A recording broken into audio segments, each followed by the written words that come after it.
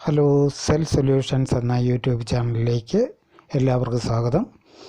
ഞാൻ ഇന്നിവിടെ പറയാൻ പോകുന്നത് HTC 616 എന്ന് പറയുന്ന മോഡലിൻ്റെ ടച്ച് കംപ്ലയിൻസിനെ കുറിച്ചാണ്. സാധാരണ ടച്ച് വർക്ക് ചെയ്യാത്തത് എന്തുകൊണ്ടാണ്, പിന്നെ അതിൻ്റെ സാധാരണ കംപ്ലയിൻറ്റ് വരുന്ന കമ്പോണൻസ് ലൈനുകൾ ഒക്കെയാണ് പറയുന്നത്. വീഡിയോ ശ്രദ്ധിച്ച് കാണുക.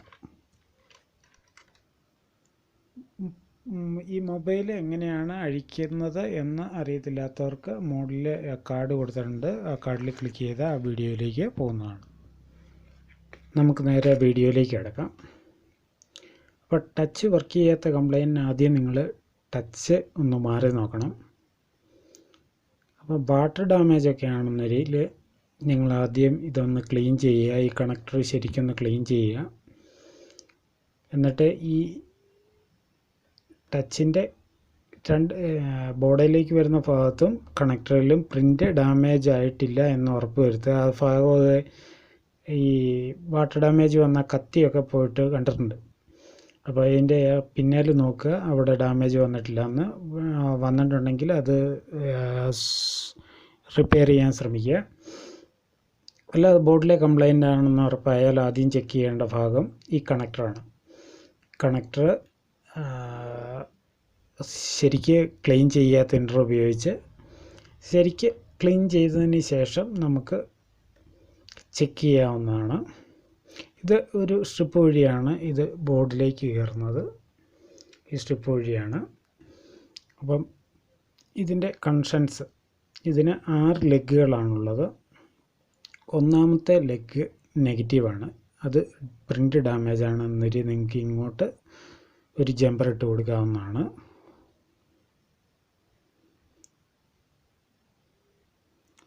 രണ്ടാമത്തെ ലെഗ് കണക്ഷൻ ഇങ്ങോട്ട് കയറുന്നത്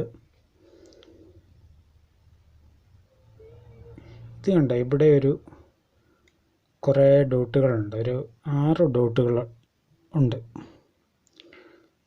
ഈ മുകളിൽ ഒരു 3 ഡോട്ടുകൾ ഇങ്ങനെ ഇങ്ങോട്ടും, പിന്നെ ഇതിൻ്റെ താഴെ നിന്ന് ഇങ്ങനെ കുറേ 6-7 ഡോട്ടുകളുണ്ട്. അതിൽ ഈ 3 ഡോട്ടുകളുണ്ടല്ലോ ഇതിങ്ങനെ ഇരിക്കുന്നത്, അതല്ലാതെ ഈ ഫസ്റ്റ് ഡോട്ടിലേക്കാണ് രണ്ടാമത്തെ കണക്ഷൻ കയറുന്നത്.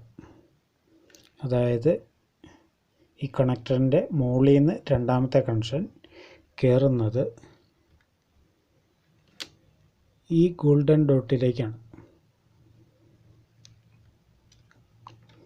അതായത് 3 ഗോൾഡൻ ഡോട്ടുകൾ ഇവിടെ മുകളിലിരിക്കുന്നുണ്ട്. അത് കഴിഞ്ഞ് കഴിഞ്ഞാൽ ചെറിയ സൈഡ് വഴി കുറേ ചെറിയ ഡോട്ടുകളുണ്ട്. അതിൽ ആദ്യത്തെ ഡോട്ടിലേക്കാണ്, ഈ ഡോട്ടിലേക്കാണ്. അതായത് ഈ കണക്ടറിൻ്റെ ലെവലിന് നോക്കുമ്പോൾ ഏതാണ്ട് ലെവലിൽ എന്നാൽ ഇച്ചിരി കയറിയായിട്ടിരിക്കുന്ന ആ പോയിൻ്റാണ്, ഗോൾഡൻ പോയിൻ്റാണ്.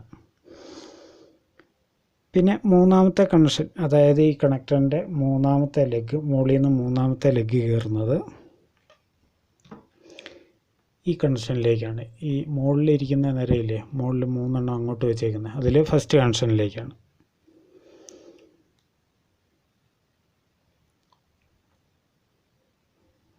മനസ്സിലായില്ലേ?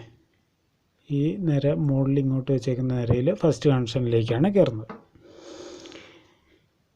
പിന്നെ ഇനി പറയാനുള്ളത്, സാധാരണ പോകുന്നത് ഇതിൻ്റെ, പിന്നെ കണക്ഷൻ പോകാൻ സാധ്യതയുള്ളത് ഇതിൻ്റെ ഏറ്റവും അടിയിലത്തെ അല്ല, അതിന് തൊട്ട് മുമ്പുള്ള കണക്ഷൻ, അതിന് തൊട്ട് മുകളിലുള്ള കണക്ഷൻ, അതായത് അഞ്ചാമത്തെ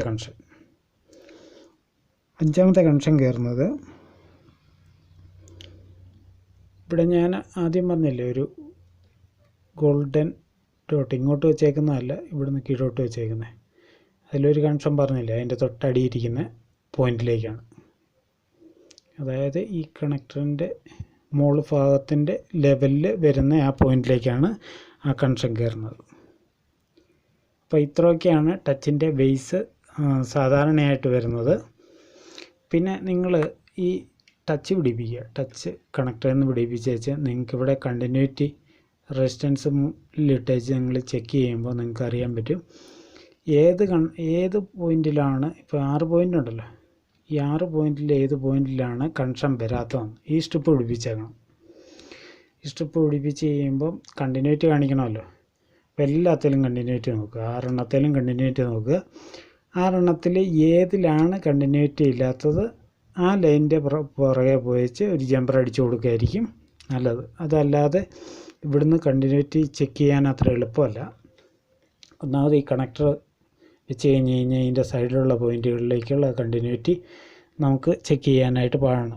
അപ്പോൾ നിങ്ങൾ ഈ പറഞ്ഞ പോലെ ചെയ്താൽ മതി. ഇപ്പം മൾട്ടിമീറ്ററിൻ്റെ ഒരു പ്രോബ് നെഗറ്റീവ് വയ്ക്കുക, പോസിറ്റീവ് കണ്ടിന്യൂറ്റി പ്രോബിലിട്ടേച്ച് നിങ്ങൾ എല്ലാ പോയിൻറ്റിലേക്കും കണ്ടിന്യൂറ്റി വരുന്നുണ്ടോ എന്ന് ചെക്ക് ചെയ്യുക.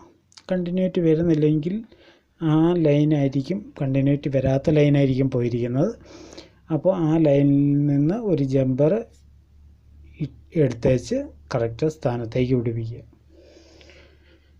അപ്പോൾ അത്രയൊക്കെയുള്ളൂ ഇന്നത്തെ വീഡിയോ ഇഷ്ടപ്പെട്ടാൽ ലൈക്ക് ചെയ്യുക, സബ്സ്ക്രൈബ് ചെയ്ത് വെച്ചാൽ നിങ്ങൾക്ക് പുതിയ ഞാനിടുന്ന വീഡിയോകൾ നിങ്ങൾക്ക് ലഭിച്ചുകൊണ്ടിരിക്കും. അപ്പോൾ ഒരു പുത്തൻ കിടിലൻ വീഡിയോ ആയിട്ട് വരുന്നവരെ എല്ലാവർക്കും നന്ദി, നമസ്കാരം, ഗുഡ് ബൈ.